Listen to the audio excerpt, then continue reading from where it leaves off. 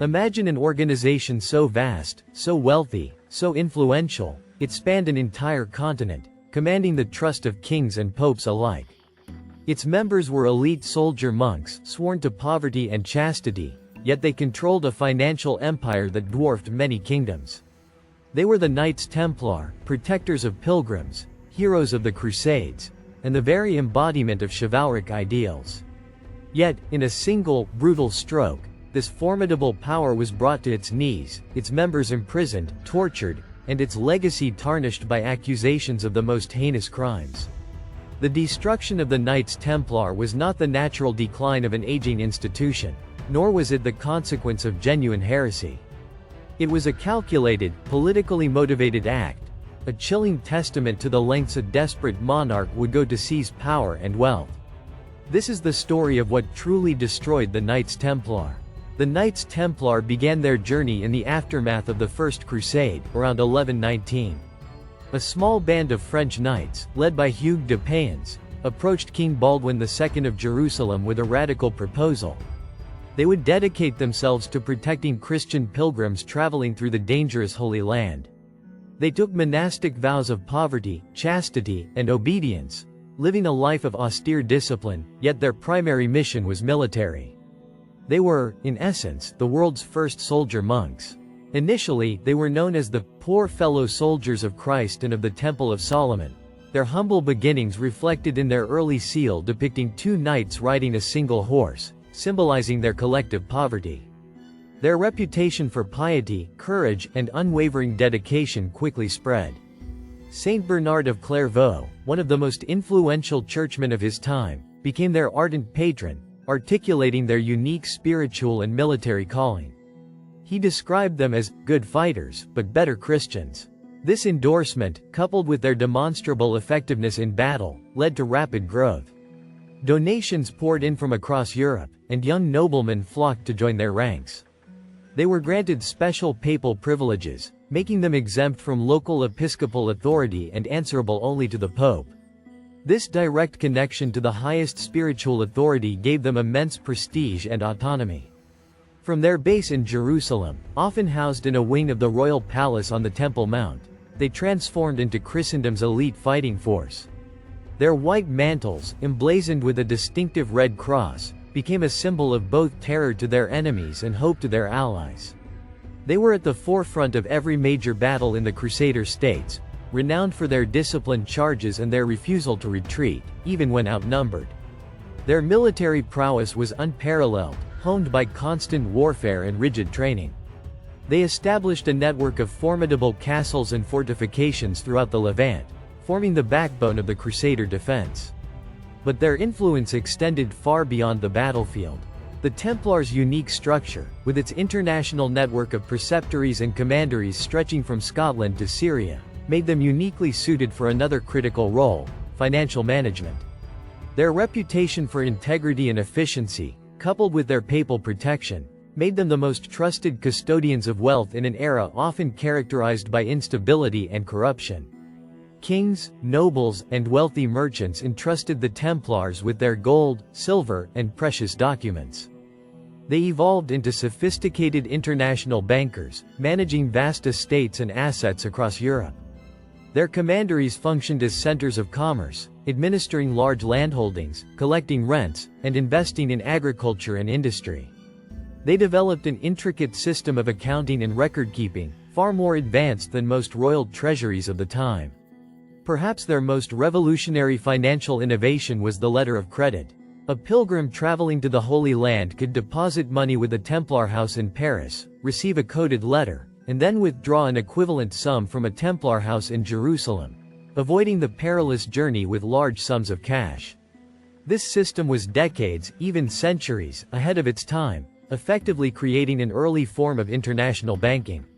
Their financial services were not limited to pilgrims. They served as treasurers for various European monarchs, including the kings of France and England, managing their royal revenues, collecting taxes, and even extending large loans for wars and state expenses. They became a veritable central bank for medieval Europe, facilitating trade, mediating financial disputes, and safeguarding immense fortunes. Their wealth was staggering, comprising vast tracts of land, castles, ships, and liquid assets. This immense financial power, combined with their military might and direct papal authority, made them an institution of unparalleled influence and autonomy across the continent. They were respected, feared, and increasingly, envied. This very success, this formidable concentration of power and wealth, would ultimately seal their fate, transforming them from trusted allies into an irresistible target. The architect of their destruction was King Philip IV of France, known to history as Philip the Fair. Philip was a monarch of immense ambition and ruthless determination. He envisioned a France where royal power was supreme, unencumbered by the influence of either the church or powerful feudal lords. He was a centralizer, constantly seeking to expand his authority and consolidate his kingdom. But such ambitions came at a steep price. Philip was perpetually in debt. His wars, particularly against England and Flanders, were incredibly expensive, and his lavish court consumed vast resources. He was constantly searching for new sources of revenue, often resorting to drastic and unpopular measures. He had already demonstrated his willingness to target wealthy groups within his kingdom when in need of funds.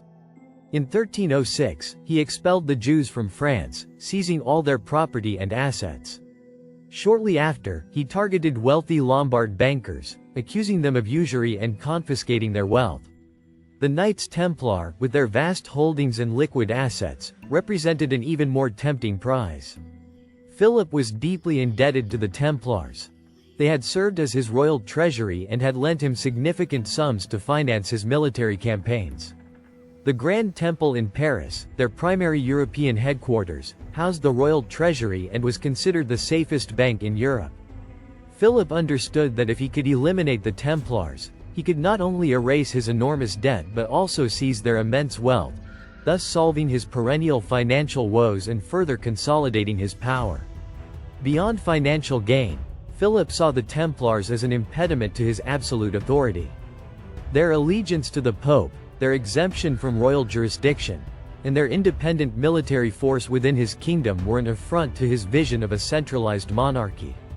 He could not tolerate such a powerful, autonomous entity operating within his borders, much less one to whom he owed so much.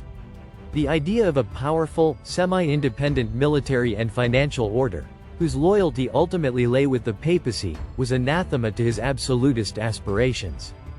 Philip was not merely a king seeking funds. He was a monarch striving for absolute sovereignty, and the Knights Templar stood directly in his path. Their power was too great, their wealth too tempting, and their independence too challenging to his royal prerogative. The stage was set for a confrontation. The morning of Friday, October 13, 1307, dawned like any other, but it would become one of the most infamous dates in history. Across France, at dawn, agents of King Philip IV launched a coordinated, surprise strike against the Knights Templar. Sealed orders, meticulously prepared and distributed in advance, were opened simultaneously in every major town and city. These orders commanded royal seneschals and bailiffs to arrest every Templar knight, serf, and chaplain within their jurisdiction, without exception. The operation was executed with chilling precision and secrecy. There were no leaks, no warnings. Templars were seized in their beds, during prayer, or while conducting their daily duties. The element of surprise was absolute. Hundreds of Templars, caught completely off guard, were arrested across the kingdom. Among them was the revered Grand Master, Jacques de Molay, who was staying in the Grand Temple in Paris. He was seized along with his senior knights, taken into custody, and imprisoned. The simultaneous nature of the arrests ensured that no Templar could warn others or organize any resistance. The vast and sophisticated network that had once been their strength now became their vulnerability, as each commandery was isolated and overwhelmed by royal forces. Immediately following the arrests, royal officials moved to seize all Templar property. Their extensive landholdings, their valuable castles, their precious relics, and most importantly, their vast financial assets, gold, silver, jewels, and meticulously kept records, were all confiscated in the king's name. The sheer scale and efficiency of the operation were unprecedented. Philip's agents meticulously inventoried every asset, from agricultural implements to entire treasuries, effectively decapitating the order and stripping it of its material foundations in a single day. The Templars, once the most powerful and wealthy order in Christendom, found themselves overnight destitute, imprisoned, and utterly at the mercy of the French crown. The speed and ruthlessness of this action left Europe stunned, signaling a new, brutal chapter in the relationship between secular power and religious authority. Philip's genius, or perhaps his malevolence, lay not just in the coordinated arrests and seizures, but in the nature of the charges he leveled against the Templars. He understood that simply accusing them of financial impropriety or political insubordination would not be enough to justify the destruction of a papal-protected order. Such charges might lead to fines or reforms, but not outright annihilation. To truly dismantle the Templars, he needed to destroy their spiritual legitimacy, to make them anathema in the eyes of God and man. Thus, the charges fabricated against them were designed to shock and appall the deeply religious society of the 14th century: heresy, blasphemy, and idolatry. The accusations included a litany of horrific acts: denying Christ and spitting on the cross during secret initiation rites, worshipping a demonic idol known as Baphomet, engaging in homosexual acts, ritualistic kissing of the superior's posterior, and failing to consecrate the Eucharist. These were not mere administrative infractions. They were crimes against God, against the very fabric of Christian belief. They struck at the core of what it meant to be a religious order, implying that the Templars were not protectors of Christ, but his enemies. These charges were uniquely aligned with the era's anxieties. The Church had only recently concluded a crusade against the Cathars, a dualist heresy in southern France, and the specter of secret, anti-Christian cults loomed large in the popular imagination. By framing the Templars as a secret society steeped in occult practices and blasphemy, Philip tapped into deep-seated fears and prejudices. It was a masterstroke of propaganda. The allegations were so shocking, so utterly antithetical to the Templars' public image, that they were designed to utterly destroy the order's spiritual credibility and moral standing. This blow was far more devastating than any military defeat or land confiscation could ever be, as it stripped them of the very foundation of their existence and their right to exist as a religious order. To secure these confessions, Philip's agents employed brutal methods of torture. Inquisitors, notorious for their cruelty, were brought in. Templars were stretched on the rack, had their feet roasted over fires, and were subjected to other unspeakable torments. Under such duress, many knights, including some high-ranking members, broke down and confessed to the outlandish charges, desperate for an end to their suffering. These coerced confessions were then used by Philip as proof of the order's guilt, a powerful weapon in his campaign. The Pope at the time was Clement V, a Frenchman who had moved the papacy to Avignon, effectively placing him under the considerable influence of King Philip. Clement was initially outraged by Philip's unilateral action against a papal-protected order. He saw it as a direct challenge to his authority and that of the Church. He swiftly issued a papal bull, Pastoralis Preeminentiae *, suspending the powers of the French inquisitors and asserting papal jurisdiction over the Templars. However, Philip's unwavering will and the evidence of the confessions, extracted under torture, put immense pressure on Clement. Philip threatened to accuse the Pope himself of heresy if he did not cooperate, a move that would have been ruinous for Clement's papacy. Facing Philip's relentless demands and the political reality of his situation in Avignon, Clement reluctantly opened his own investigation. He ordered all Christian monarchs to arrest Templars in their own lands and seize their assets, effectively legitimizing Philip's initial actions. The Pope's involvement, even if reluctant, transformed Philip's royal persecution into a church-sanctioned inquiry, lending it an air of religious legitimacy it otherwise would not have had. Clement found himself in an impossible position, caught between defending the integrity of a venerable religious order and preserving the papacy from the wrath of the most powerful monarch in Europe. He chose the latter, sacrificing the Templars to safeguard his own position and the stability of the Church. The papal investigation dragged on for years, a complex and often contradictory process. While many Templars in France, under intense torture, confessed, those in other European countries, where torture was less prevalent or less severe, largely maintained their innocence.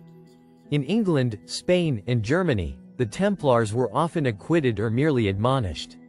However, Philip's relentless pressure on Pope Clement V never abated. The Pope convened the Council of Vienne in 1311 to address the fate of the order. Despite a lack of conclusive proof of widespread heresy and a strong defense from some Templars, Clement found himself in an impossible bind.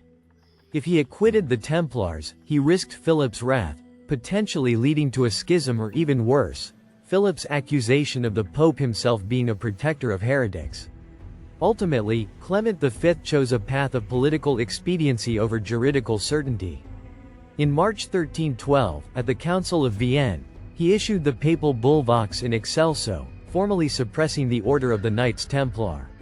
He did not condemn them for heresy, as the evidence was insufficient and contradictory.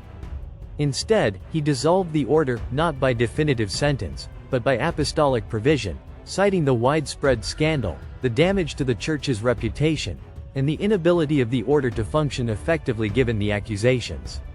This diplomatic maneuver allowed him to appease Philip without explicitly condemning an innocent order. Though the effect was the same, the Templars ceased to exist. Their assets were largely transferred to the Order of the Hospital of St. John, the Knights Hospitaller, though Philip managed to claim a substantial portion for himself as compensation for his efforts and expenses.